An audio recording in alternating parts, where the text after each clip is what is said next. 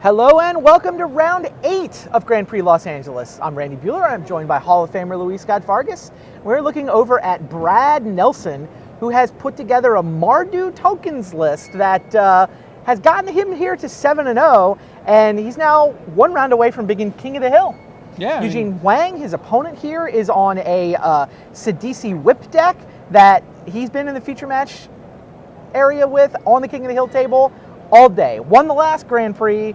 Pretty sure he'd love to run it back. Yeah, I'm curious, why is Eugene playing so slowly? I'm used to seeing his hands blurred at instant speed, and we'd be on turn 6 already, but I guess he does play at normal speed. It was all an illusion. This is a little different. He's been on the turbo table all day. But yeah, the matchup against Brad, I'm definitely happy to promote this to the hero table, if you will. Brad cracks a fetch land for a basic mountain. There's going to be no question of whether he can cast Chained in this particular game. Though, actually, maybe there is on the other side. The lesser known don't have white mana side, because it looked like he had a Seeker of the Way in his hand. He's just unable to cast it. Ouch. Cracks another fetch land. I mean, at the end of the day, Brad is playing a 3-color deck without cards like Sylvan Caryatid or Satyr Wayfinder, which is obviously something you can do. Jeskai manages just fine. Mardu, the tri-lands help a lot. The temples help a lot, but at the end of the day, when one of the players has 8 cards that fix your mana and the other doesn't, that player is going to be able to cast their spells in a more reliable fashion.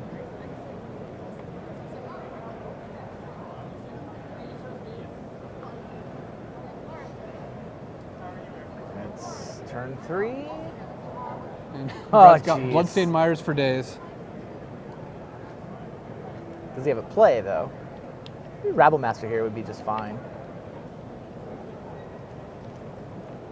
Rabblemaster's not bad. I mean, the Caryatid blunts it a little bit, and if Eugene has like a Sidisi next turn, that's really what he's looking to do. But Rabblemaster's the kind of card that, 2 turns unopposed and it just wins the game.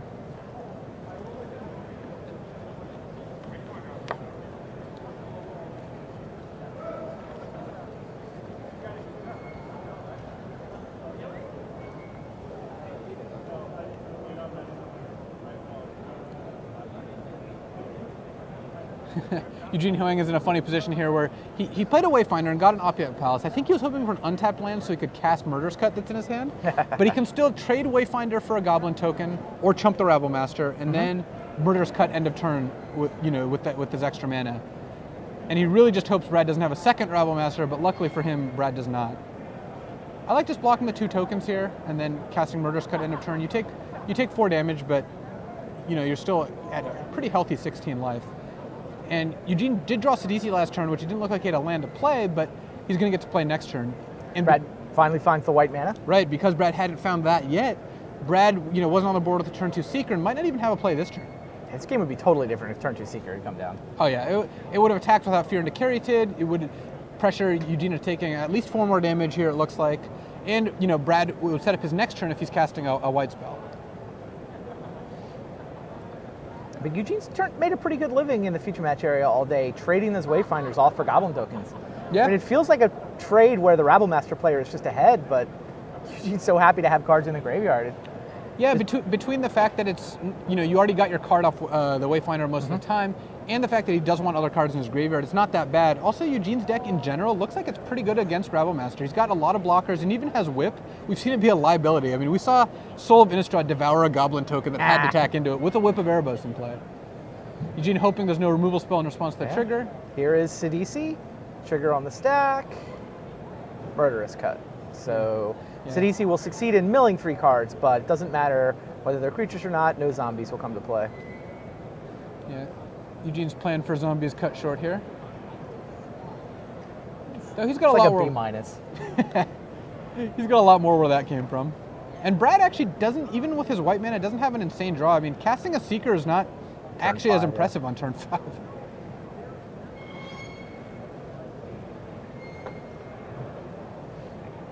So I assume Eugene's not playing a Courser this turn if he's playing Temple of Malady first. I guess he's just trying to up his odds of Sidisi working, but that one's not going to stick either. Runs into a Lightning Strike. Brad not interested in letting those zombies come into play. Brad needs to pressure Eugene here. He's gonna, he's getting his game plan going. I mean, Brad's kept the board relatively clear. I mean, he's doing what he needs to do, right? But his cards aren't not that impressive. Eugene's cards, Eugene's well on his way to casting Hornet Queen. He's going to cast a Courser this turn. He at any point, he could just Heroes Downfall the Seeker if he really cared about it. Courser reveals a land. And another land. Yeah, I don't mind just shuffling away the other land and then playing a second Courser here. You're not that worried about Seeker. Brad's not really doing anything. He's not making that Seeker giant. It's not like you're playing against a burn deck that's going to deal 8 to you. Yeah. Eugene went to crack the fetch land to shuffle, and Brad is deciding whether he wants to respond to that, and looks like he does. Yeah. He's going to cast Crackling Doom so that the Courser dies before this land comes into play. Update on the back table. Vidianto Wijaya wins game 1, so up a game on Chi Hoi Yim. Do we know what the matchup is there? We do. Looks like VD is on Jeskai, which I actually would have guessed, knowing VD without actually looking. Yeah, sure. And Chi Yim is on blue-black control with Perilous Wall, the full. Oh, wow. Haven't seen that in the feature match area yet, but he's 7-0 with it. Yeah, it's not outstanding against Jeskai, but it's still Magic. There's still plenty of game to play. Yeah.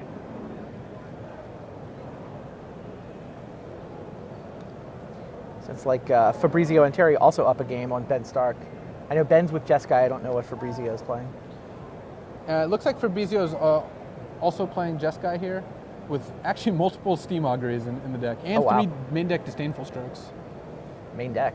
So, all right, Chain to the Rocks takes care of that Courser and pumps up the Seeker of the Way, so goes over across as a 3/3 lifelinker. Brad actually has Eugene down to 6 here. Yeah, and Eugene is actually out of gas. I mean, he's got Heroes Downfall for the Seeker, but his hand is not great other than that. And he'd be more worried if Brad had more burn, but Brad doesn't actually have any a ton cards of in his burn. hand. Brad is hellbent. Brad has cards like Butcher the Horde, though, and be a good draw. Sarkin, like Sorin. These are all very dangerous cards for Eugene here. Pretty much time to Heroes Downfall the Seeker, isn't it? Yeah. I mean, there's a chance he wanted to do that last turn. Oh, Sarkhan off the top. A new Heroes Downfall target has emerged. Indeed. You can block the Goblin and go to 3, then you die to any Lightning Strike. Do you want to chump the Seeker, though? It's a 3/3 Seeker. Yeah, it's not spectacular to do that. He's going to block the Goblin, keep his It looks like he's carry got at it. Murderous Cut at the ready here. Oh, okay. All right, so this is anyone's game. I mean, both players are basically hellbent. Eugene just has a Polluted Delta in hand. Eugene has more, good expensive cards, but he's also at a much lower life total. Yeah, it's 20 to 6. Well, that is not a good top deck. Brad's turn. Must not be any good. Yeah, Brad doesn't have a ton of very impactful instants. I mean, he's got Lightning Strike and Crackling Doom, so those are decent draws, but for the most part, if he's not playing anything, he's not very happy about it. Right. Oh, wow, that's powerful. Nyx Weaver gives Eugene access to a whole grip of cards here. Brad's going to reach over and see what the choices are. It's Sidisi, Murderous Cut, Heroes Downfall, Courser. Those are his main good options. What do you think he should get? Or does he just sit on Nyx Weaver for a little while? Since you can't cast it this turn, you could just pass. I actually would be tempted to play the land, because if Brad plays like another Sarkin or a Storm Breath, I mean, I assume Eugene doesn't know the exact contents of Brad's deck. Mm-hmm. You want to be able to kill it right away. Though I guess Murderous Cut actually lets you kill Sarkin or Storm Breath right away. And Hornet Queen spilled over. And Eugene did not sacrifice end of turn. It looks like he was content to mill. I think what he's looking for is Whip of Erebus. Yeah, with Whip being the juiciest card. And I mean, it's like having a Murderous Cut in his hand, though. Yeah. Most of Brad's top decks are things that die to Murderous Cut. Yeah. So he can just attack with Nyx Weaver, mill until he hits a whip. Maybe that's when you decide to actually sacrifice it. Yeah, I like that. Use the regrowth ability. You could, and even if Brad gets a Sarkin, which can't get cut, you have a Hero's Downfall. So unless Brad draws, unless you think you're under more pressure and Brad has some burn spells, but you don't. Then the only way to really play around that would be to get your Courser back. But that seems so weak going forward. I think you'd rather not do that. Yeah, so Nyx Weaver does give Eugene the ability to sacrifice it and regrow anything in his graveyard. He's got a ton of options here to try to deal with Brad's potential top decks. But he's only got the 6 points to life. So he would love to find that card right there, the Whip of Erebos. Now, does he sack it now and jam the Whip? He doesn't get to attack with anything if he does that. He needs 10 mana, and he drew a Sidisi, so that was a nice one too. Brad, once again, has to decide whether to kill it as a response. He's at least representing a Lightning Strike in his hand.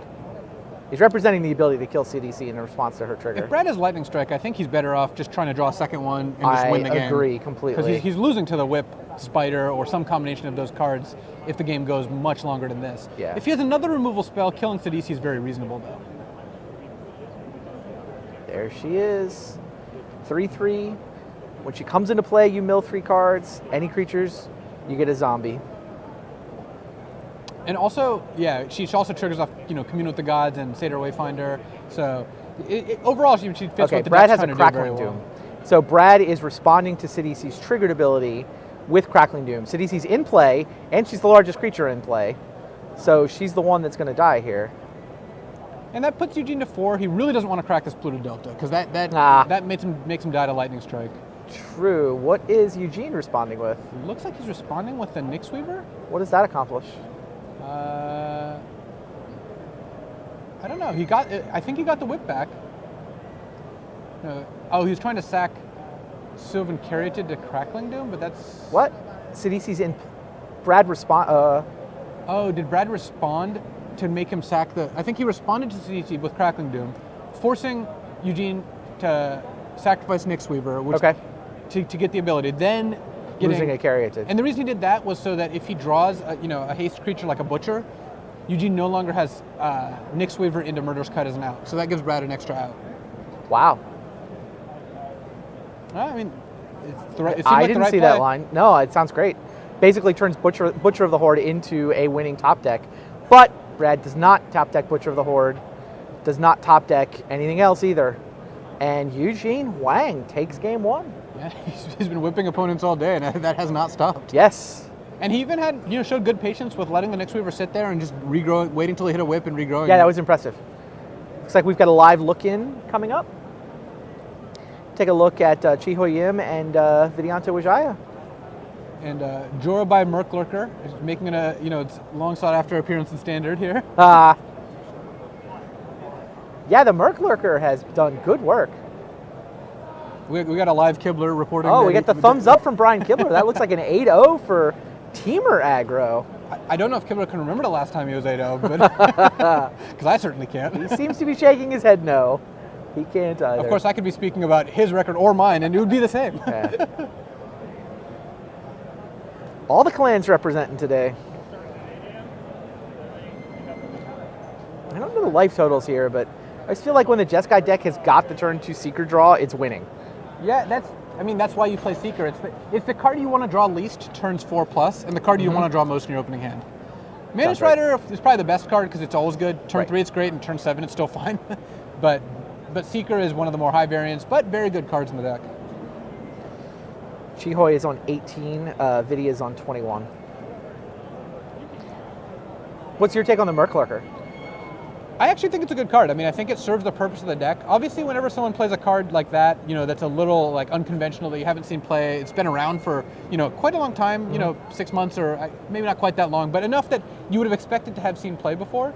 And it doesn't, you always have to be like, why are they playing that? Is that actually good enough? But I think Murklurker is. It's a 2/4 that gets lifelink when you need it to. So it's one of the better ways to gain life and provide, an actual good blocker. All right, so Vidi is using Jeskai Charm to put Murklurker on top of Chihoy's library. Chihoy's going to respond with his Polluted Delta because he wants that Murklurker. He'd rather draw that next turn than shuffle it away. So yeah. Get the Polluted. It was good enough, for Vidi to point a Jeskai Charm at Absolutely. it. So there's no real reason to doubt its prowess now. Of course, that's going to, open up the field for Vidi to attack for a pretty good amount of damage. Though Chiho Yim could be potentially setting up just a counterspell here. What's the foil? Goblin Rabblemaster. Oh, that's a Rabblemaster, okay. It's a very shiny Rabblemaster.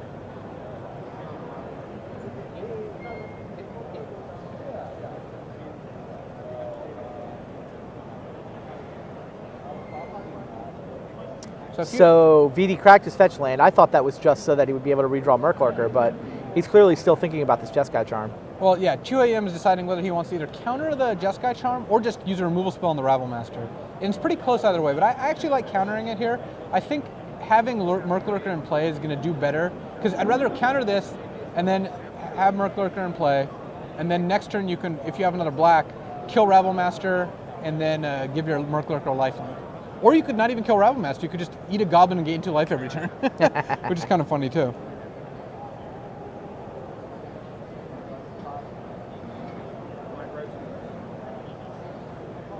All right, Jeskai Charm has been dissolved. BD goes to his attack phase. Looks like the Goblin and the Seeker. Yeah, it's a free attack. I mean, the Goblin has to go in and the Seeker survives the Murklurker, so. And That's a bounce and +3 life. Normally you would pay 2 life to kill a Goblin token there, but Chiyoyim might be at a low enough life total that doesn't seem good. Well, it's 3 life. The Jeskai Charm triggered the Seeker. Well, you're taking 1. Oh, you're taking 1 either way. Yeah. 2 life, of course. But I think that potentially a Drown in Sorrow could explain this also. Drown in Sorrow would be actually a very good follow-up here. Wow. Even better now. Oh my goodness. Does he have Drown in Sorrow?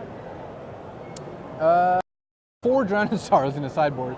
And I imagine that some number of them are decent here, because it's one of your few ways to clean up after a Rabblemaster. Drown in Sorrow would be nuts. But we got to go back to the main match. Eugene has a Wayfinder on turn 2, spills 4 cards into the yard. His 4 lands, so he actually has his choice of all the lands. All right, no fuel, but his draws will be a little better now.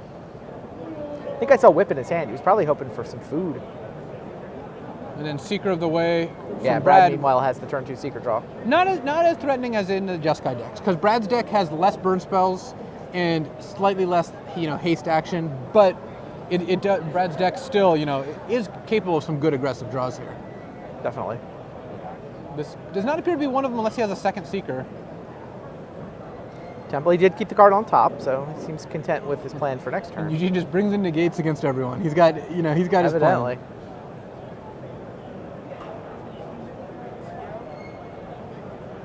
And it looks like a Courser is the most likely card I would imagine to come out here. I like playing Courser here because Brad has no way to kill it for the amount of mana he has available end of turn.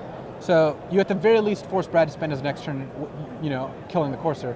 Of course, that's balanced by the fact that Chain of the Rocks is just so efficient. That's one of the main incentives to be playing, kind of the Mardu mana base that Brad's playing is that Chain of the Rocks is just a very good card. Yeah, and I was talking earlier about how Banishing Light and Suspension Field are pretty good at dealing with a lot of the big green threats that are running around, but Chain of the Rocks, even better. I like the no attack on the Sylvan Seder Wayfinder there.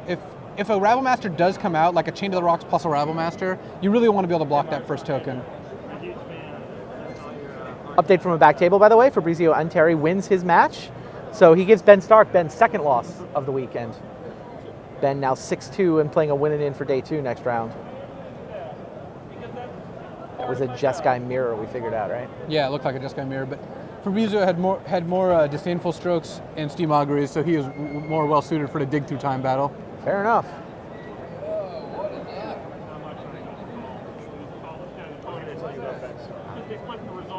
Brad still deciding what sequence of spells he wants. With the Seeker out, I mean, he wants to potentially kill the Courser and a smash for 3, but you can't feel like you're really making that much progress. Without something like a Butcher or a Sarkhan to really deal a lot of damage, Eugene's engines are going to start getting rolling pretty soon here.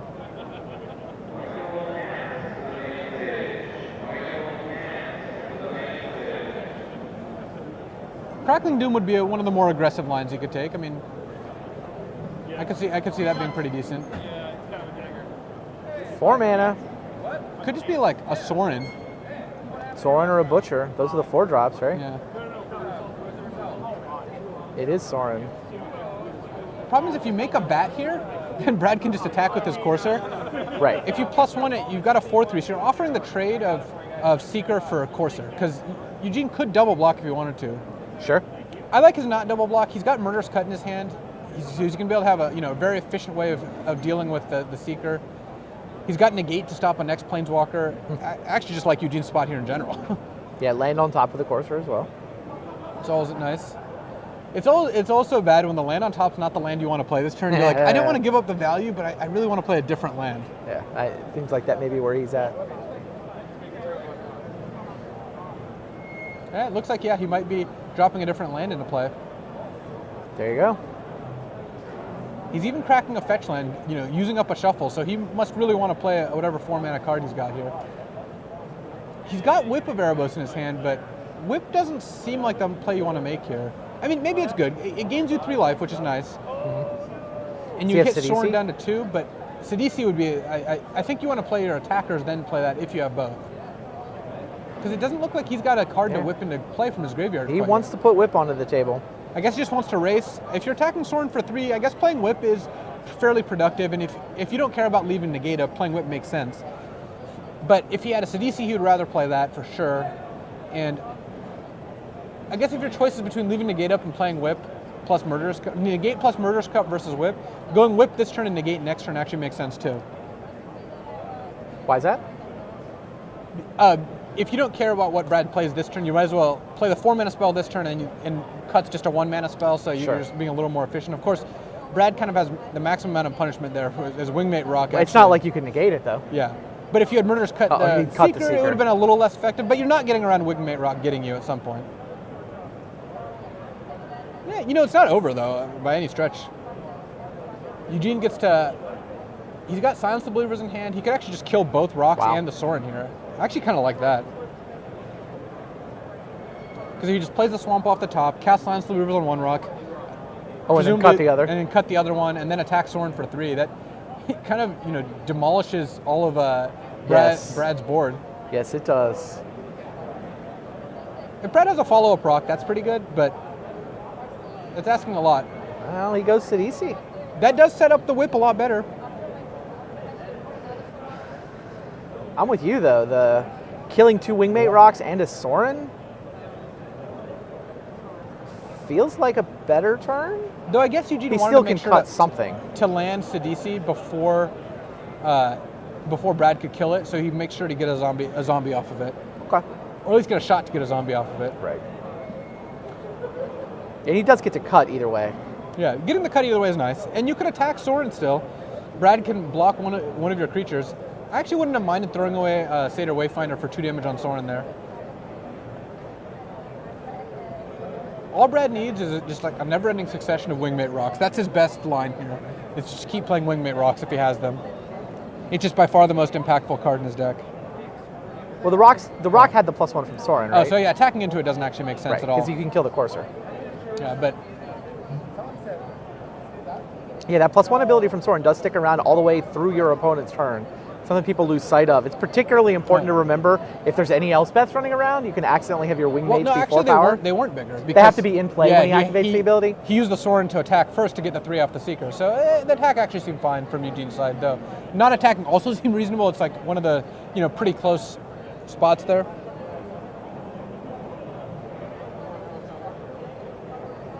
It looked like Brad had a Sarkhan available too, though. Sarkhan can kill Sidisi, though with Whip in play, killing any of Eugene's creatures isn't incredibly effective. Eugene also might want to be waiting. He's got, he's on 5 mana now. If he waits 2 turns, he can cast Silence the Believers with Strive. And then just, nail 2 creatures here. And given that he's got a Whip out, he's not going to run out of life points all that soon. What is Brad supposed to do about Whip of Erebos?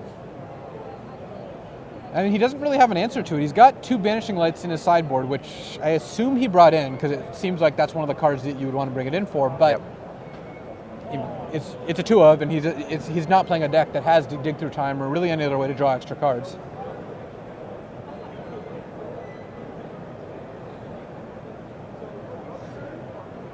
So if you're Brad and you have Sarkhan in hand, what's your best play here? You can Sarkhan shoot down Sidisi, but then if you maybe Soren make a bat.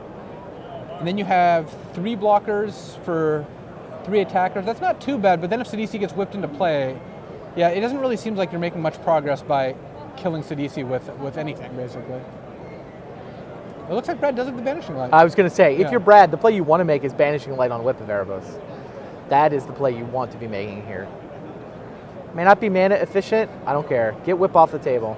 But he does have Seeker of the Way also, I think. So. Oh, now it's even a mana efficient turn. Sure. Can he attack? He can. If he attacks with the rock, plus with Soren, and he can smash for 4. His Seeker's a 4/3, but it doesn't actually seem great to attack. He's going to set up just a defensive board, and because Brad's the one with the Planeswalker in play now. Eugene has a Courser in play, so he's getting some draw filtering as well. But Brad has the Soren, which is providing value. And Soren's ultimate is pretty low. It's only 6, so he gets there pretty quickly. I think Eugene's setting up a Silence the Believers. He's going to put Courser on the bottom there, since you just don't want to draw it right now.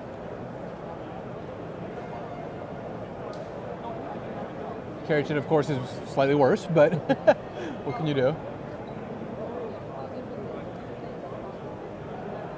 I think this next turn is going to be good for Eugene. I mean, Brad gets a turn to play something here, but if he taps out for like a Sarkin or some other expensive spell that gets negated, that plays right into Eugene's hands. Because then Eugene gets to untap, silence the Believers 2 of Brad's creatures, and just attack basically with everything.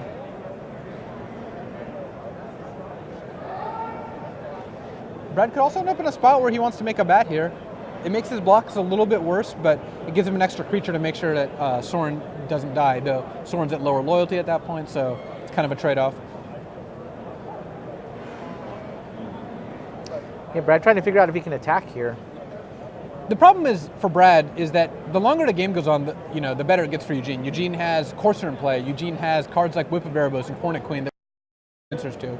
Brad doesn't have that many cards that are insane to draw. He has Butcher of the Horde, which is decent, and he has Wingmate Rock. And potentially Elspeth if he sided those in. Those aren't really how you want to fight this battle, I think. They could be okay. Maybe Brad has worse cards, but Elspeth doesn't match up all that well against Hornet Queen, and that worked perfectly for Eugene. Yep, Sarkhan runs into a negate. Brad spends all his mana, doesn't impact the board.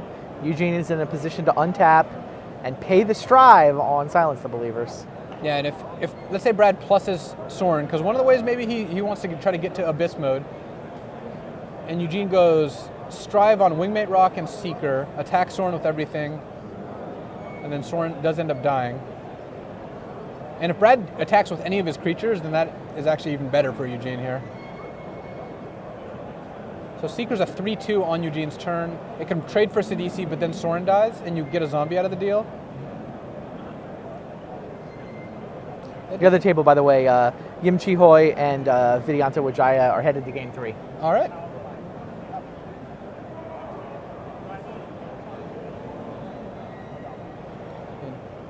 Eugene also has a Polluted Delta, so he also can shuffle if he wants.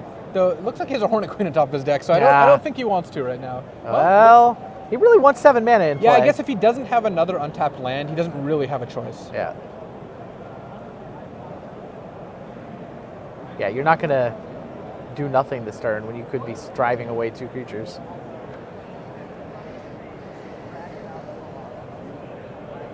Yeah, so then Brad's best block is still Seeker on Sidisi, which still leaves Eugene with potentially an extra zombie token, another zombie token, Satyr Wayfinder, Courser of Crewfix, and Brad with nothing in play, no non-land permanents. Wow.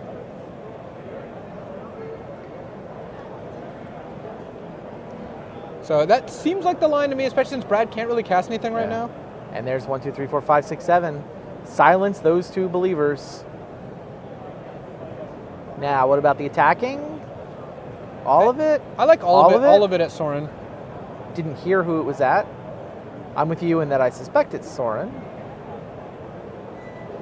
You're offering a Sidisi for a Seeker trade, which isn't great, but you really would rather just, getting a Planeswalker off the board is just such a high priority, especially as Brad's at 27, going to a 30 after he blocks. You're not killing him, via damage very easily. Oh, Brad wants to keep the Seeker around, so he picks off the Wayfinder instead of trading with Sidisi.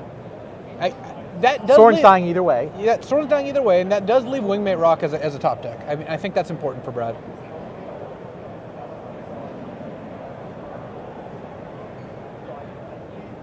And he's pretty overwhelmed by cards, and Wingmate Rock's one of the few cards that actually gets him back into it.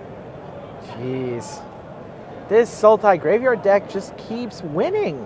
Yeah, we chose correctly with the King of the Hill, and by that I mean he chose He correctly. chose by winning the last Grand Prix. Yep. Yeah. Here's some more attackers. Milling Courser of Crewfix. Making a zombie. This is another trigger on the stack. Brad's going to let Sidisi trigger before Crackling Dooming it. I guess he doesn't mind Courser getting milled. Yeah, just doesn't want to create another zombie. Hero's Downfall on top.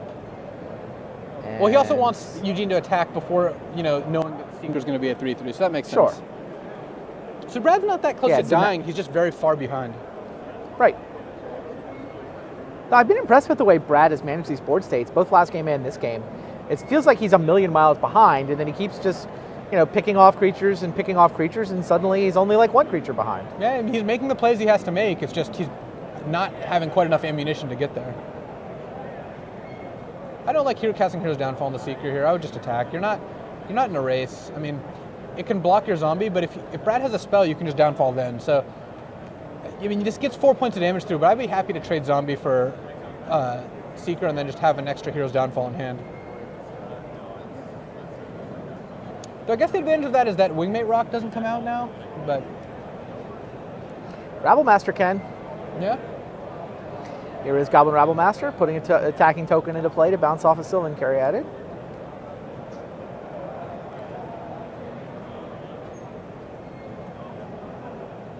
Oh, he had another removal spell. Yeah, he had another Hero's Downfall on top, which may have made him a little more, Yeah, now his play seems better. Aggressive in using the first one. Well, I mean, I saw the second one. I still just would rather, keep all my Hero's Downfalls around, but either way, I mean, Eugene's in a very commanding position. It looked like he flipped a Murderous Cut, now he's flipping a Sidisi here. All true. This is testing my skills of, identifying cards with the bottom right corner. It has been quite a fun game for us here, yes. Lightning Strike. Brad doing his best to manage things. He needs to top deck something saucy. Yeah, he's probably gonna die to the Sidisi here, right? Yeah, he keeps having Crackling Oh, Dooms. jeez. So there's just one zombie in play, and Eugene's just up, like a Murderous Cut. So this game's actually kind of getting almost manageable. Yeah, Brad needs 2 draws because of the cut. There's one. Well, Seeker's not a good draw, but it makes Wingmate Rock a better draw. So he's at least got outs. The problem is Eugene has like so many cards that just end the game. Hornet Queen, Whip, Necropolis Fiend, Soul of Innistrad. Soul of Innistrad almost assuredly does it. I mean, Brad has Chain of the Rocks and Banishing. Like, he has cards that actually deal with it, but Eugene's Is Forest one of those cards? Because that's what he drew. Probably not Forest. Oh, not Forest, sorry. I saw the big basic land symbol. That would be surprising. Forest would be surprising. Sorry about that. But, I mean, Soul of Innistrad gets to get back Courser Sidisi, or, Courser Sidisi, Sylvan Wayfinder, or Satyr Wayfinder. Some combination of those cards that are just unbeatable.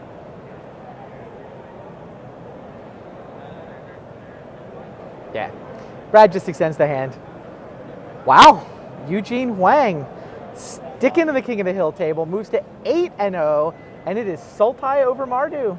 Yeah. They somewhat overlooked clans are rising to the top here. Definitely. Well, here's game 3 between Yimching-Hoi and Vidianta Wijaya. No cards on both sides with all of Yimchi-Hoi's mana on tap. That is better for him. Right, the matchup here is Blue-Black Control versus Jeskai, is that right?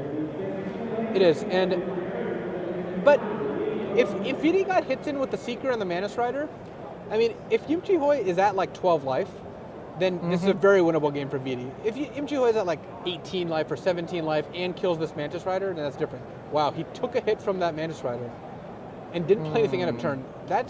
His hand has to be full of like disdainful strokes to make that and Drown in Sorrows to make that a reality. Crazy. Negates. It's pretty funny. Manus Rider dodges a lot of the cards that are in Chihoi's deck, and that puts him in actually a pretty tough spot. Anytime VD gets to use his cards, multiple times, it's bad because VD's deck is full of Stoke the Flames and Jeskai Charms that just take giant chunks of life out. Also, if VD's been stuck on 4 lands, his hand's got to be full of burn and potentially counters and digs. There's not a ton of other options. Not a lot of cards in these guys' graveyards. I think it's only about turn 5. I mean, it looks like there's a Bile Blight and a Hero's Downfall that have killed a Seeker and it's possible VD has Rider. not missed any land drops. But it looks or like... just did that turn for them. Yeah, it looks like he did at least one. Well, here's dig through time. Now, the main phase dig is a little less impressive than the end of turn dig, because now VD knows he's going to get at least one more hit in, plus has free reign to do whatever he wants on his turn.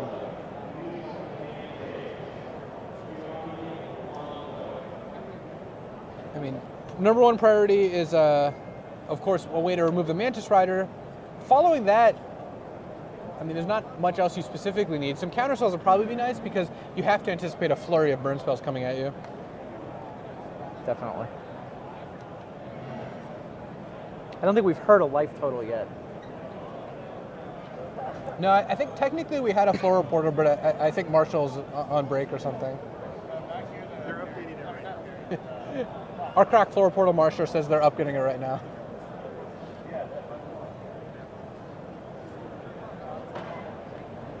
All right. Yim trying to sort out what he wants from this dig through time.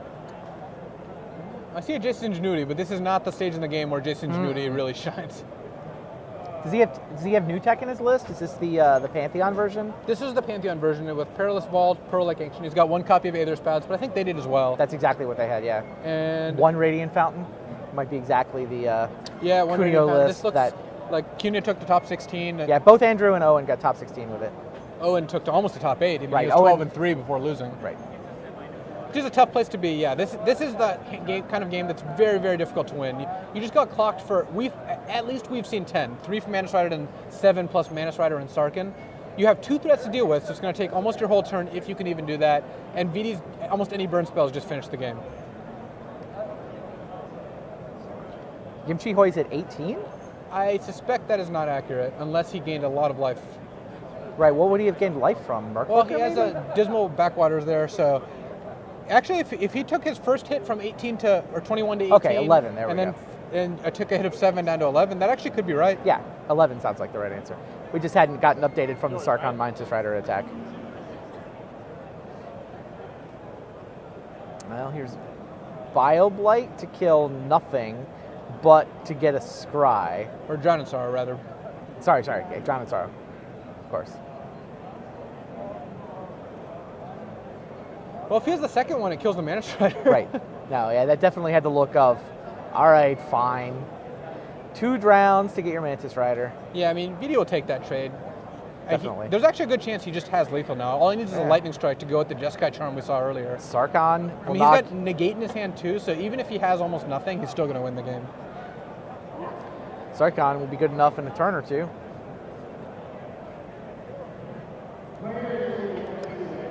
And Sarkhan's like one of the threats that's very dangerous against blue-black, because yes, they have 4 heroes downfall and some number of silence level Libras, but if they end up with a hand of like Murderous Cut, Bioblight, Drown in Sorrow, they just can't win. And Prognostic Sphinx is another very difficult to deal with card. Yeah, and Perilous Vault would be too slow at this point, so Vidi not worried about committing a second threat to the board. I don't know what combination of cards gets Yim Chi-Hoi out of this. I assume casting a dig through time is enough, but well. I don't know about that. Not in this spot. I don't know what 2 cards get him out of this. With 4 mana? If he has Murderous Cut to tap down the Sphinx, Hero's Downfall or Silence the Loops to kill the Sarkhan. Actually, Hero's Downfall plus Murderous Cut plus Negate, let him survive at least another turn. But that's a pretty impressive collection of cards to ask for. Especially after he just took Mantis Rider hits. Yeah, and spent 6 mana killing it off 2 Drown in Sorrows, which is not probably what you'd be doing if you had cheaper options. All that was after a dig, too. It's the feature match curse for blue-black control. Yeah, we've carried over from the Pro Tour. We saw it get destroyed earlier. Every time it's on camera, it looks awful. Well, Seth Manfield actually did beat Willie. Oh, okay. I was not in the booth for that round. Yeah, it's true. That was me and Marshall. I'll take your word for it. It won once when I was not in the booth at the Pro Tour also. Well, Owen did manage to win a match on camera, but not with me in the booth. So Bioblight resolved on Prognostic Sphinx. The second, Farika's Cure, probably not going to. I actually think you want to stack Farika's Cure. Yeah, you do it in the other order, right? First? You'd rather get the 2 life from Farika's Cure. The 2 life is better. And he's not going to discard for Hexproof until the second card gets pointed. All right, so Sphinx taps, but Sarkhan still hits for 4. Yeah, and Yim Chi-Hoi's still at 3. Yeah, BD's just going to Jeskai Charm and negate. Kill you? No. Well, I have a counterspell too. There's the hand. Yim Chi-Hoi extends the hand. He has been defeated. Picks up his first loss of the weekend. Vidianto with Jaya moves to 8-0 with his Jeskai list. I mean, it's the kind of deck he likes to play, so yeah, I'm not too surprised. He knows what he's doing. Kind of tournament